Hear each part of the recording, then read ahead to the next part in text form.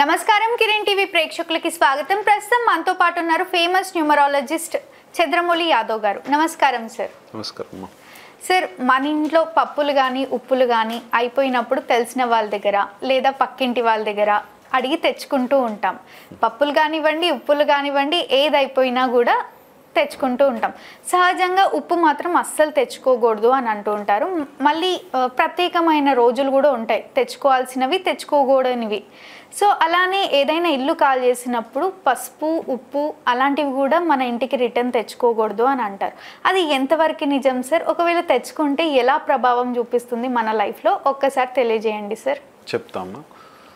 ఏంటంటే మనము ఉప్పు తెచ్చుకుంటూ ఉంటాం, అయిపోతుంది ఉప్పు, ఇంట్లో అయిపోయింటుంది. ఏం చేస్తామంటే అక్క ఉప్పు ఇచ్చేసేయి, వదిన ఉప్పు ఇచ్చేసేయి, అట్లా తీసుకుంటూ ఉంటారు. ఏంటంటే మన ఇంట్లో ఒకవేళ పాజిటివ్ ఎనర్జీ ఉంటుంది, నెగటివ్ ఎనర్జీ పక్కింట్లో ఉంటుంది.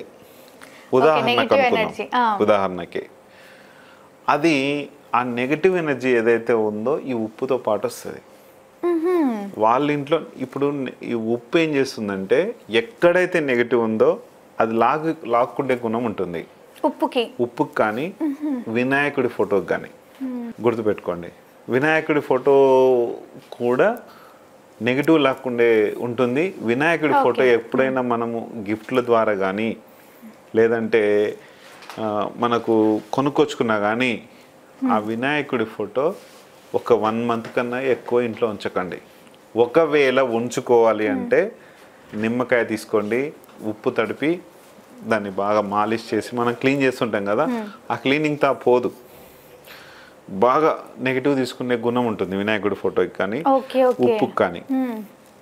వినాయకుడిని నేను చాలా సందర్భాల్లో వీడియో గురించి మళ్ళీ కావాలంటే చేద్దాం, వినాయక చవితి రోజు వినాయకుడి గురించి చెప్తాను.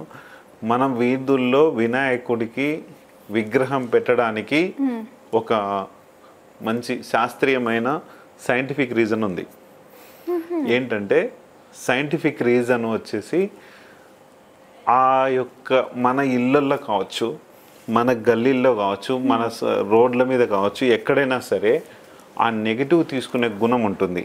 అది ఎలాంటి ఐటమ్ తయారు చేసినా కానీ, మట్టితో కావచ్చు, కెమికల్ తయారు చేస్తున్నారు, ఎలాంటి దాంతో తయారు చేసిన నెగిటివ్ని తీసేసుకుంటాడు వినాయకుడు. వినాయకుని ప్రతిమ ఉంది అంటే లాక్కునేది ఉంటుంది. వినాయకుడి గుళ్ళో దాదాపు మీరు ఎప్పుడన్నా వెళ్ళి కూర్చోండి, మీ నెగిటివ్ దాదాపు పోయినట్టు అనిపిస్తుంటుంది, మన బరువు చాలా తగ్గిపోయినట్టు అనిపిస్తుంది.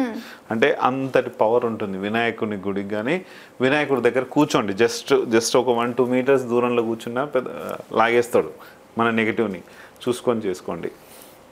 వినాయకుడి వీడియో తర్వాత చేస్తాను నేను.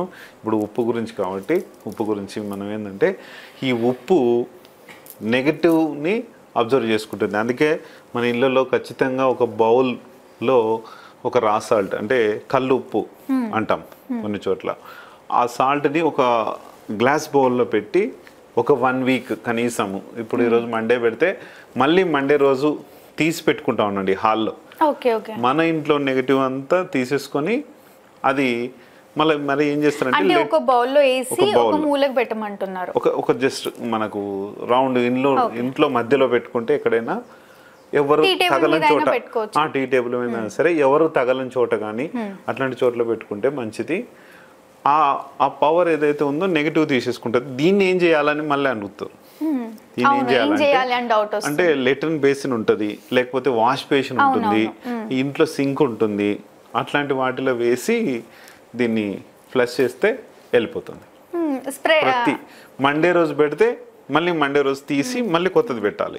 అంటే సార్ నాకు ఒక డౌట్ సార్, ఇప్పుడు నెగిటివ్ ఎనర్జీ మొత్తం అబ్జర్వ్ చేసుకుంటది, మళ్ళీ షింక్ లో గానీ ఏం కాదు, అది ఉప్పుతో వెళ్ళిపోతుంది, స్ప్రెడ్ అవ్వదు, వెళ్ళిపోతుంది, ఏం ప్రాబ్లం లేదు. ఈ 3 వాష్ బేసిన్లో కానీ లెట్రిన్ బేసిన్లో కానీ సింకులో కానీ ఈ 3 ఎక్కడ వేసినా పెద్ద ప్రాబ్లం ఏం లేదు.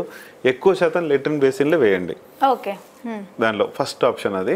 తర్వాత ఒకవేళ ఏదన్నా మీకు బయట ఉండి లోపల లేదు, కొంతమంది ఇంట్లోకి బయట ఉంటుంది, అది ఇంట్లోనే వేసుకోవాలి కాబట్టి సింకులు అయితే లోపలనే ఉంటాయి కాబట్టి ఇబ్బంది లేదు, దాన్ని తీసి వేసేసుకోవచ్చు. అది నెగిటివ్ది. ఇంకా ఏంటంటే ఈ ఉప్పు బట్టి మనము తెచ్చుకోకపోవడం మంచిది. పక్కింటికి వెళ్ళి ఉప్పులు మాత్రం తెచ్చుకోవద్దు. దొంగతనం కూడా చేయొద్దు ఉప్పుని. దొంగతనం చేసినా కూడా అక్కడ ఉన్న నెగిటివ్ ఎనర్జీ ఏదైతే ఉందో, మరి ఇది దొంగతనం చేసినామా లేకుంటే కొనుక్కొచ్చుకున్నామా యూజ్ చేసిందైనా దొంగతనం మాత్రం చేయొద్దు. చాలా నెగిటివ్ ఉంటుంది దానివల్ల. ఎందుకు మరి ఎట్లా తెలుస్తుంది ఉప్పుకి అంటే, మనకు చుట్టుపక్కల మన శరీరం మొత్తం కూడా పంచభూతాలు ఆవాహనతో ఉన్నాయి కరెక్ట్గా. మనం దొంగతనం చేస్తున్నామా, మంచితనం చేస్తున్నామా, లీగల్గా ఉన్నామా, ఇల్లీగల్గా ఉన్నామా, ఏం చేస్తున్నాం అన్నది అన్నీ అబ్జర్వ్ చేస్తూనే ఉంటాయి. మన చుట్టూ ఒక 3 ఏంజిల్స్ ఉంటాయి. అవన్నీ పెద్ద సబ్జెక్ట్ అది. ఓకేనమ్మా. ఏదైనా సరే ఈ విధంగా కొన్ని పాటించండి. ఖచ్చితంగా మనకు నెగిటివ్ అనేది పక్కింటి నుంచి తెచ్చుకోకుండా పాజిటివ్ మాత్రమే. జస్ట్ ఏదన్నా పప్పులు ఉన్నాయి, పప్పులు అడిగారు కదా, ఉప్పు తప్ప మిగతా ఏమైనా తీసుకోండి, మళ్ళీ ఇవ్వండి, ఇబ్బంది లేదు.